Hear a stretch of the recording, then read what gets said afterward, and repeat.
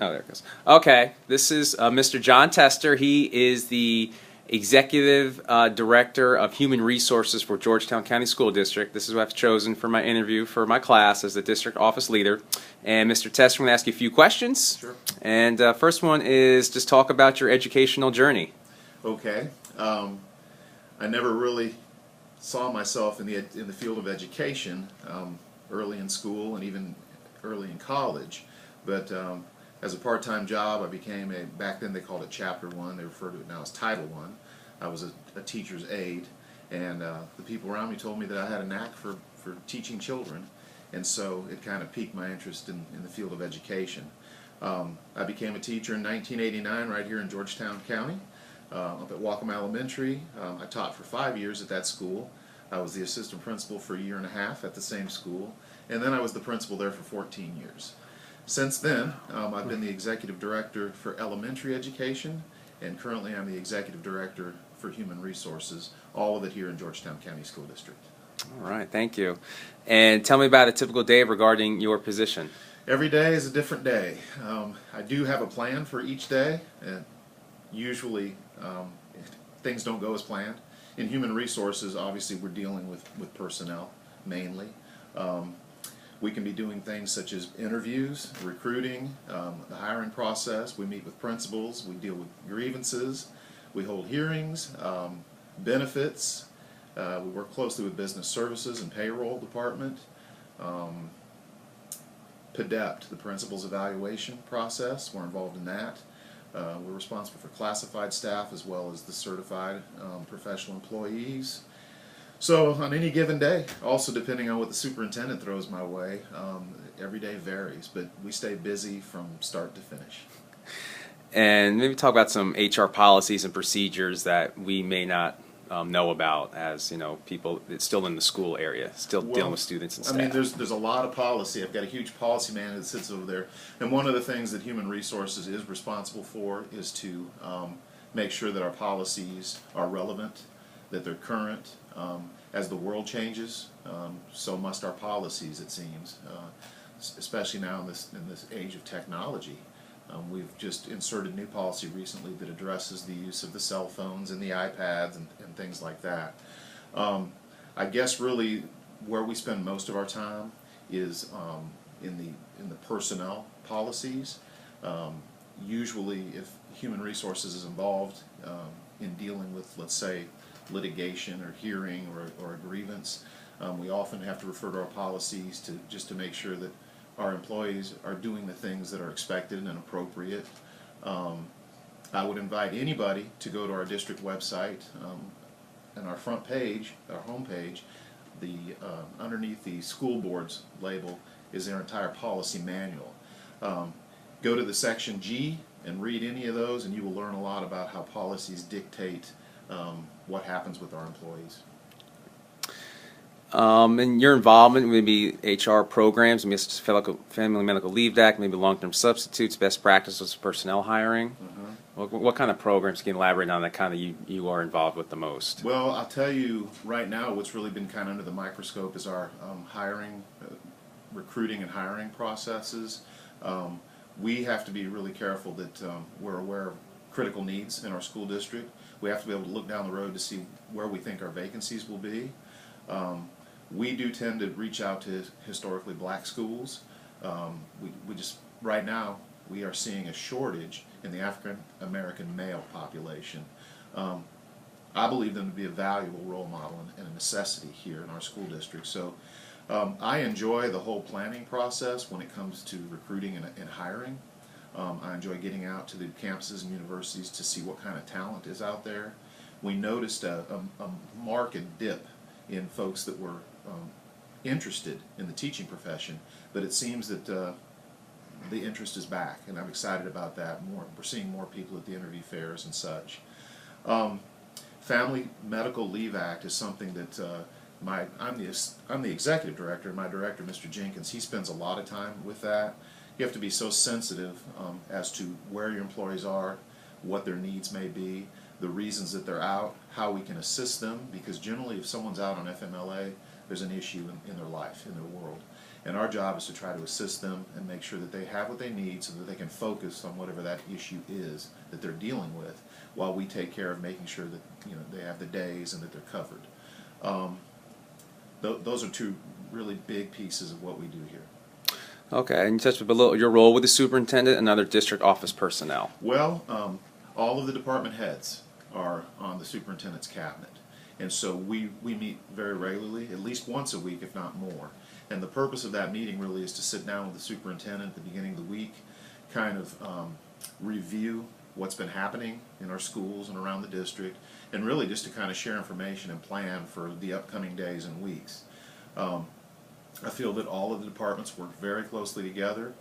We have obviously human resources, we have instruction, business services, special services, food services, public information, transportation, and really our goal is to make sure that we're all on common ground as far as what our mission is and what we're trying to get accomplished. The obligations and responsibilities that each department has truly overlap quite often. So we have to communicate regularly and just to make sure that, that we're on the same page. I feel like it's a close-knit group. I always look forward to cabinet so that I can hear what's going on in other departments and just to make sure that we're working towards common goals. And you touched base on previous positions. You've already talked about that, but what position did you enjoy the most of all those positions you talked about?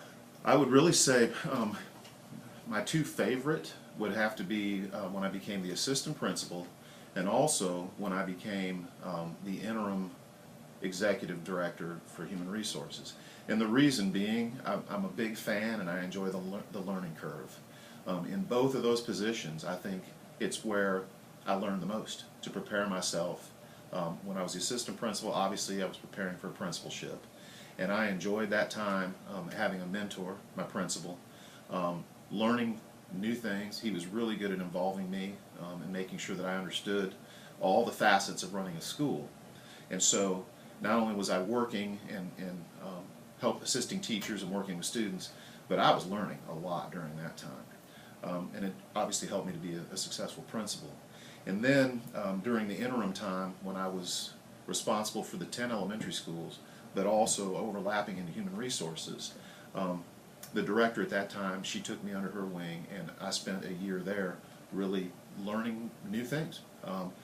I had somewhat of a grasp on some of the concepts that you deal with in human resources, but I really had no idea, how deep it went and what all was entailed. So this is my third year in HR. That first year, that training year, was just really exciting, and I learned a lot of good information. Great. And what short or long-term goals have you set for yourself or the people that you supervise? Well, really, for the folks that I supervise, and that's, I have my own goals, but I'm going to talk about the folks that I supervise first, because in any leadership role that I've had, I've always looked at the folks that I oversee or that I supervise, and I like to get with them and ask them, what is it that you aspire to do? And how can I help you to get there? So right now, overseeing the human resources operation, I have a director that aspires to be the executive director one day. He and I work very closely together. I have several secretaries, office staff that I meet with regularly, and I'll ask them, in your position, are you satisfied with your responsibilities? Is there something else that you would like to experience or learn how to do? And all of them are anxious to try new things, and so I make it my goal as their supervisor to invite them to broaden their scope of knowledge and what they're able to do. And it's exciting for me to see how excited they get when they're learning something new and applying a new skill in the job. It betters my department. So as for me, I'm always thinking about that superintendency. I've got an excellent superintendent. He's the best. And I've been fortunate that as a principal, also overseeing the elementary schools and now overseeing HR, that he has always been nearby. I watch him. I learn from him. I glean a lot of information. He's very intelligent, and he's a visionary. And so professionally and personally, I strive to kind of model myself after him. Thank you. And anything that people really don't know what the position of Executive Director of Human Resources entails? Well, I mean, it entails so many things. And like I said earlier, every day is it's a different day. Mainly our focus, we are human resources, so mainly our focus is to work with our personnel. But when you're dealing with people, it is so multifaceted. Um, we are here to serve our employees. We're here to protect them. We're also here to make sure that they stay in line. We're here to make sure that financially they're okay. We're here to make sure that if there are issues in their professional life or even in their personal life, that we're here to offer employees assistance. We end up in courtrooms over all kinds of issues. That's not the fun part of the job. We're involved in obviously hiring and unfortunately recommending for termination when things don't go well. Certification. That's one thing that I didn't really realize that human resources would really be part of, but we deal with professional certification every single day. And when we are looking to bring on new employees, we're looking at candidates that are interested in working for us. You know, we have to be tight with the State Department and checking on people's certification. We're next week going out to do something called certification awareness, where we meet with each building level principal and we go through a notebook with them and we look at every professional employee to make sure, first of all, that they're certified for what they're teaching. Secondly, that their certification is still up to date. And if it's getting ready to lapse, we meet with those individuals to say, hey, you've got 1 year or 2 more years before your certification lapses. What are you planning to do? You need to take a class. You know, how can we assist you? A lot goes on in human resources. And biggest transition or hurdle you experienced going from a school level administrator to a district office administrator? The biggest hurdle for me was the fact that I missed the close relationships with a group of teachers and especially my students. At one point my school had 1,100 elementary students that I got to be with every single day.